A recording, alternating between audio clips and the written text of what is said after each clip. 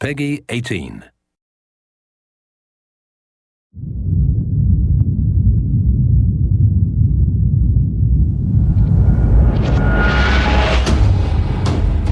Hey everybody, Zachary Levi here.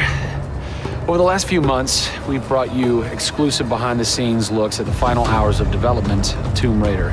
You've seen Camilla recording her last few lines, Rihanna musing her last few words, and Jason completing the last few notes of the score. As those key pieces lock into place, it's time to reveal one of the last portions of the game, and a team that's been shrouded in secrecy for 2 years. We're here in the beautiful and freezing Montreal, Canada, to bring you the final hours of Tomb Raider, multiplayer edition. These are the final hours of Tomb Raider. Welcome to yet another world-class studio in the Square Enix portfolio, Eidos Montreal, home of the multi-award-winning game, Deus Ex. Locked away in one of the far corners of the studio is a team of experienced, passionate professionals who have been specially brought together to create the first ever multiplayer component to the Tomb Raider universe. Let's meet the team behind the vision, direction, and decisions, and hopefully get a chance to play a few rounds. Here we are at Eidos Montreal. Before we get into why we're here, Carl, you now have an amazing stash, my friend. What is the impetus behind this? As a studio, we've been participating in Movember. A good friend of mine, JJ Owens, works for Movember in LA. We set up the gaming challenge and we brought studios from all around the world together. I think so far we've raised somewhere in the region of $140,000, $150,000. Well done. Been a big success, although my wife doesn't necessarily always approve. She hates it? Oh, my wife wakes up in the morning. She says that she hates it. She secretly loves it. What were some of the factors that led to a multiplayer facet to this new Tomb Raider? When we started developing sort of our vision for reimagining Tomb Raider, on paper, it was all about single player. And as we started to build that world out, we had the island, we had the Solarian, the scavengers. We started to realize that we had this canvas. Great warring factions, great landscapes. Yeah, we had all these really awesome places where it was all about traversal and single player. When we started looking at that, we thought, wow, well, what about multiplayer? Part of the genesis of that was Lara Croft and the Guardian of Light that kind of cracked open a door to lead you guys into the multiplayer into here at Eidos Montreal. Guardian of Light was a downloadable, a smaller scale project, and that allowed us to sort of take the risks that we wouldn't necessarily take on a full-blown project. Guardian of Light was our Pixar short. It's the idea that whilst you're building your big project, you're always thinking about that next thing, but also allowed us to be able to start understanding co-oping and networking. It was a game that actually brought Tomb Raider fans together for one of the very first times. You hear them in their ear and they were having fun. And as a result of that, that led to us thinking about multiplayer. Hopefully our single-player experience we're delivering is a very sort of single-player, solitary, immersive type of experience. But at the same time, we believed tomb raiding together with friends would be fun. Tomb raiding, I think that's the first time I've ever heard that term. I like that. It's fun.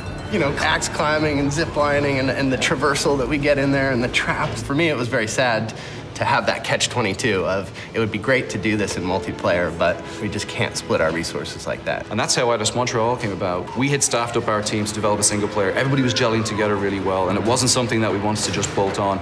We always said if we were going to do it, we're going to do it right.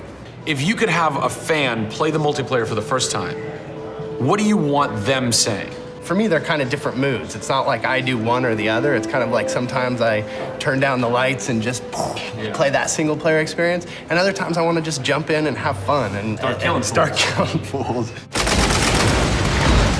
Joe Khoury, producer of multiplayer on Tomb Raider. It's the first time Tomb Raider has ever incorporated multiplayer, and you're in charge of that. Yeah. What's running through your mind when you get that call? Well, first off, exciting, right? I mean, we're all huge fans of Tomb Raider on the team. I mean, we grew up with Lara Croft. But when we spoke to Crystal, like, we want to do multiplayer, and we're thinking, how do you do that? It's always been Lara's story.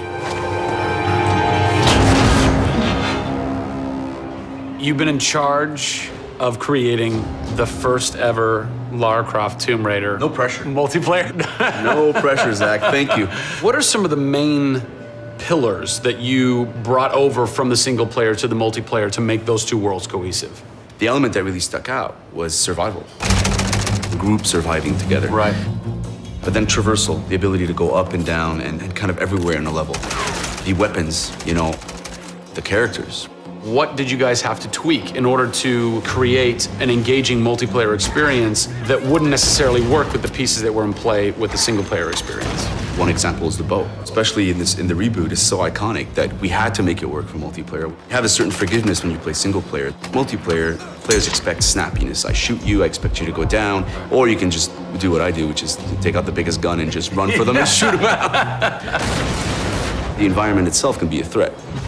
The Solari, the guys that are on the island have had a chance to prepare traps. We've got things like an ammo box that looks like an ammo box, but it's really an explosive device.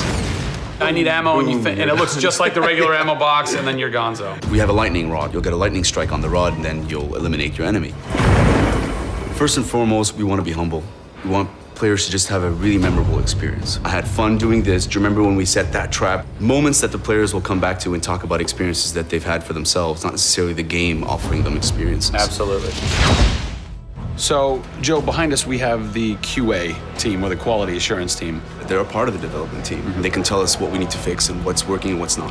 When do I get to game test? When do I get to get my hands on the game? Soon. We got a surprise for you first, Zach. So, when I was approached to host the final hours of Tomb Raider, essentially the biggest tell that I had was, I want to be in the game. I want to have a cameo, I want to have something. So guess what? Boom! Boom! Boom! I'm a playable character in the multiplayer Tomb Raider. How sick is that, Joe? You and your team are awesome. I can play with myself, virtually. Are we ready? Oh, that burns! You suck! Get those transmitters running. Radio transmitter activated! We're getting off this damn island? We send this thing. Beautiful. I would like to try and kick your butt as me in this map right now. Should we try it? All right. Bring it. Let's do it. It's happening right now. Oh, nice! Was that one of my traps? That was one of your traps. Yeah! These booby traps are really fun. I mean, they're really, really fun. Yeah! Don't worry about it. Just because you made the game and I beat it. As you can see from the people and passion here at Eidos Montreal, this isn't just some add-on. They're devoting themselves to making this an experience in keeping with the feeling of single player. Familiar, yet different. Coming up in the final 2 episodes of our series, we go back to the home of Lara Croft.